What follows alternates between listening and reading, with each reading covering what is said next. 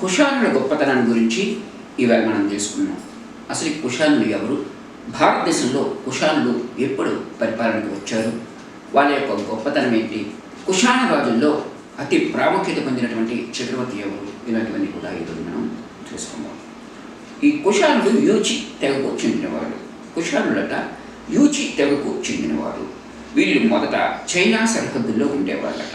ఆ తర్వాత అక్కడి నుంచి హూనుల చేత క్రీస్తు పూర్వం 165లో తరిమివేయబడి పశ్చిమంగా వచ్చి బాక్ట్రియా నందు స్థిర నివాసం ఏర్పరచుకున్నారట. అక్కడ వీళ్ళు 5 శాఖలుగా విడిపోయి రాజ్యపాలన సాగించారు. ఒక శాఖలో ఒకరు కుషానులు. కుషానులే మన దేశాన్ని జయించి రాజ్యస్థాపన చేశారని మనకి తెలుస్తున్నది. కుషానులలో మొదటివాడు కుజలకాడ్.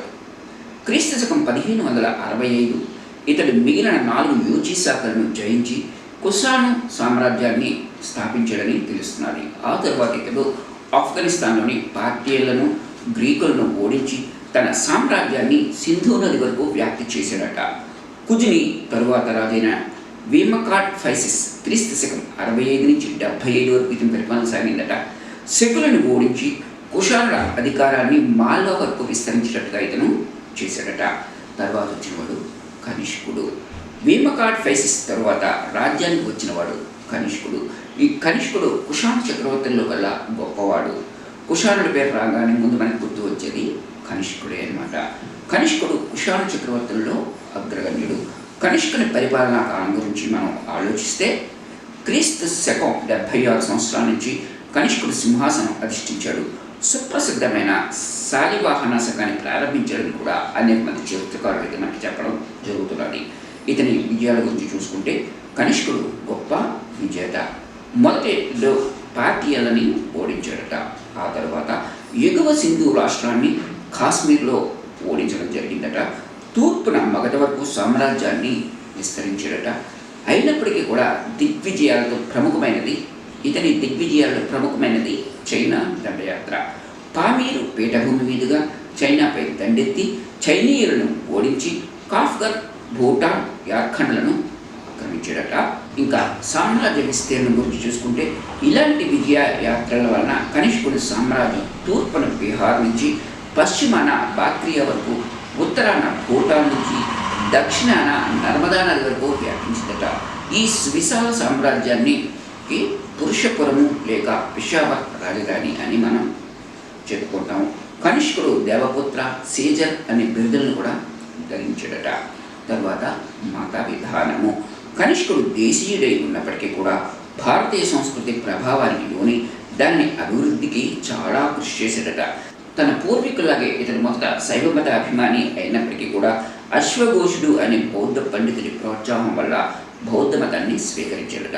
ఆనాటి నుంచి బౌద్ధ మత వ్యాప్తి కోసం కనిష్కుడు చాలా కృషి చేశాడని తెలుస్తున్నది. బౌద్ధులలో ఉండినటువంటి సిద్ధాంత భేదాలను పోగొట్టడానికి అతడు కుందలవనము లేదా జలంధర్ అందు బౌద్ధ సంగీతిని ఏర్పాటు చేశాడట. ఈ సభకు వసుమిత్రుడు అధ్యక్షత వహించాడట.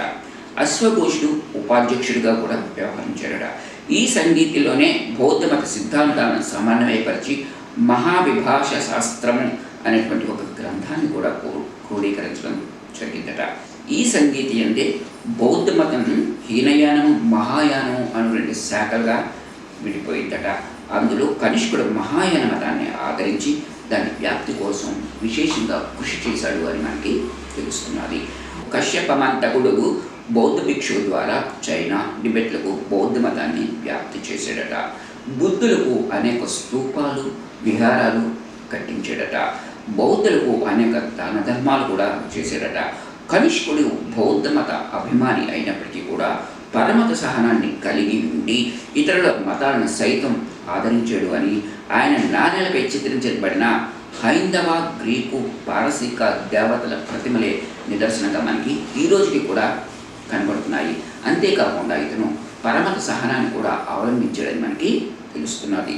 కనిష్కుడిని 2వ అశోకుడిగా కూడా మనం చెప్తూ ఉంటారు.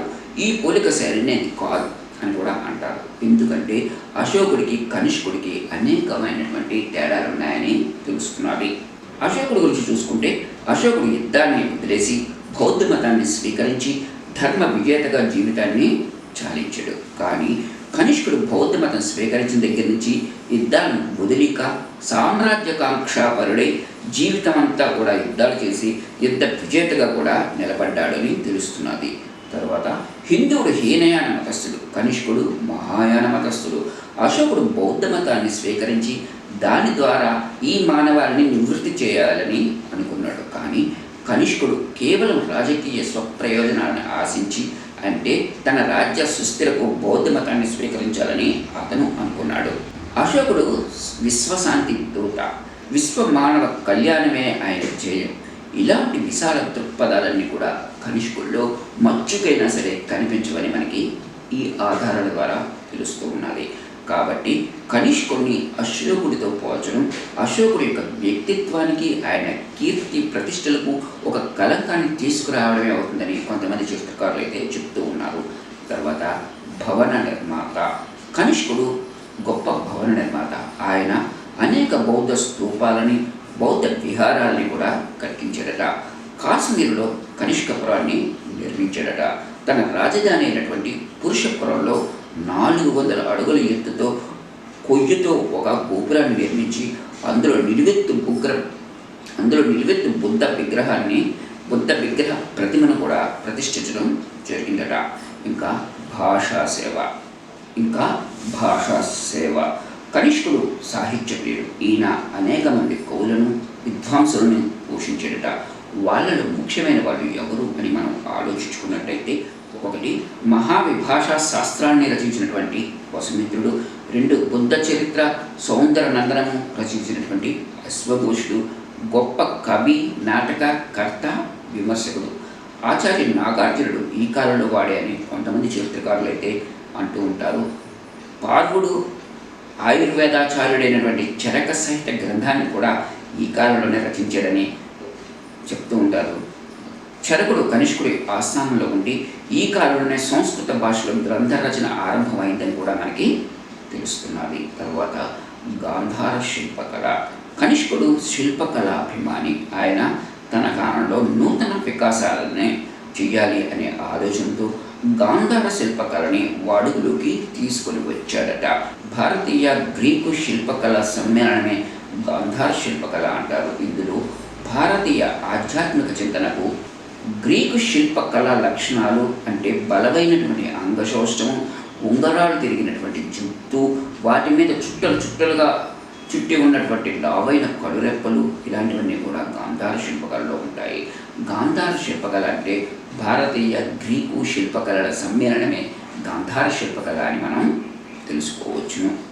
గాంధార శిల్పకళలో బుద్ధుడు దేవతామూర్తిగా కాకుండా ఒక యుద్ధ వీరుడిగా కనిపిస్తాడట. ఈ శిల్ప లక్షణాలు కలిగినటువంటి ప్రతిమలు ఎక్కువగా గాంధార దాని పరిసర ప్రాంతాల్లో లభించడం వలన దీనికి గాంధార శిల్పము అనేటువంటి పేరు వచ్చిందట.